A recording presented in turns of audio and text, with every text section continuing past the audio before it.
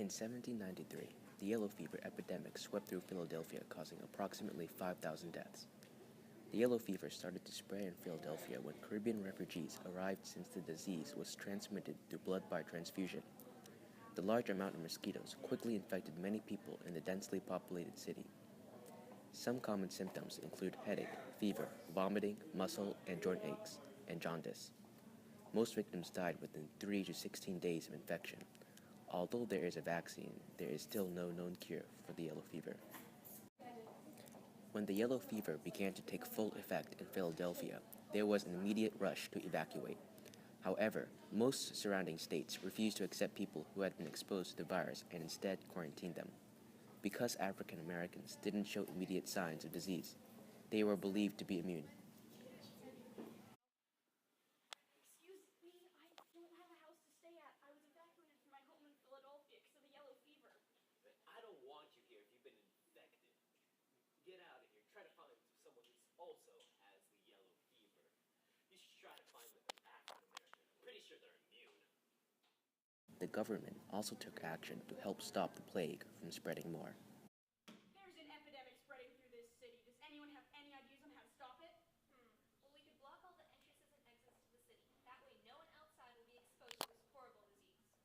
You can also send money and supplies to hospitals to help patients recover from the disease and therefore slow the spreading of the disease. Those are both excellent ideas. Let's get to work immediately. In addition to the evacuation of Philadelphia, there was a rush to find a cure for the virus, the most prominent of the efforts being Dr. Benjamin Rush. Dr. Rush declared that the virus was born from unsanitary conditions. He believed the epidemic could be stopped by cleaning docks, pumping bile water out of ships, and cleaning sewers and houses more often. Dr. Rush found that blood leaching and purging victims of the plague decreased mortality. He often treated more than 100 people per day.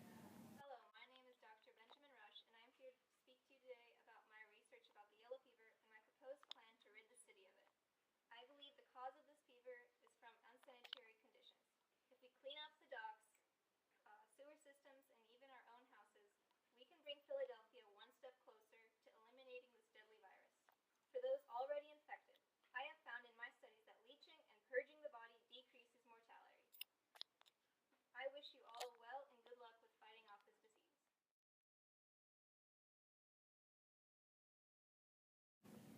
The 2014 Ebola epidemic is the largest in history, affecting multiple countries in West Africa.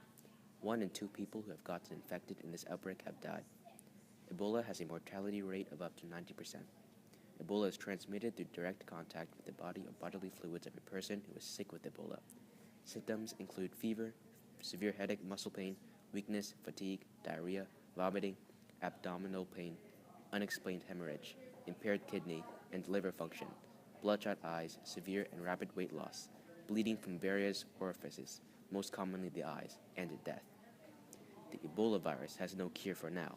What can be done is to keep the patient well hydrated and treating any symptoms they develop along the way.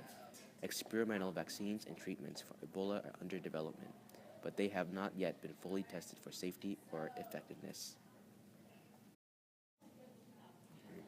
Ebola became widely known in the U.S. when it was brought to the States by a person returning home after visiting West Africa. News of Ebola in the U.S. quickly spread through social media sites, such as Twitter and Facebook. Ebola jokes quickly began circulating around teenagers on social media. Unfortunately, since the disease originates in Africa, many jokes were at the expense of their heritage. False information began traveling through social media, encouraging the onslaught of racist jokes. OMG, all these Ebola jokes on my Twitter are so annoying. When are people going to stop talking about this? I know, right? It's like no one can think of a better joke. Whoa, did you see that post that said there might be someone infected at the hospital near us? No, where? Show me. Oh my god, that's right next to my house. What if I get Ebola? Oh my god, I totally saw your neighbor coughing yesterday. He probably has it. You're so right. Here, favorite my tweet about my neighbor having Ebola. Okay. This just in. CDC has confirmed a case of Ebola in the United States as of September 30th, 2014. CDC report shows that the man recently returned to the U.S. after visiting Liberia. He showed no symptoms while leaving Liberia, but 4 days after arriving in Dallas, Texas, he began developing symptoms similar to Ebola.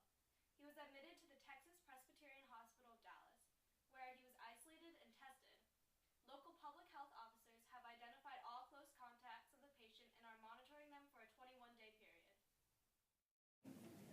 Although the outbreaks of the yellow fever and Ebola occurred years apart, both epidemics created widespread panic. News of both viruses quickly spread across the United States, prompting a variety of reactions. On both occasions, people coming from the infected areas were quarantined and held until proven they were not infected. Unfortunately, with the yellow fever, it was harder to contain everyone. In contrast with Ebola, when people came back from West Africa to the United States, they were immediately quarantined and held to be tested for Ebola. This limited the number of infected people. Since Ebola originates in West Africa, there was a spur of racism towards African Americans when it spread to the U.S. However, in Philadelphia, when the yellow fever hit, African Americans were thought to be immune to the fever, resulting in many black volunteers to help treat the plague. Currently, Ebola has no cure. Similarly, when the yellow fever hit, there was no antidote to the deadly plague.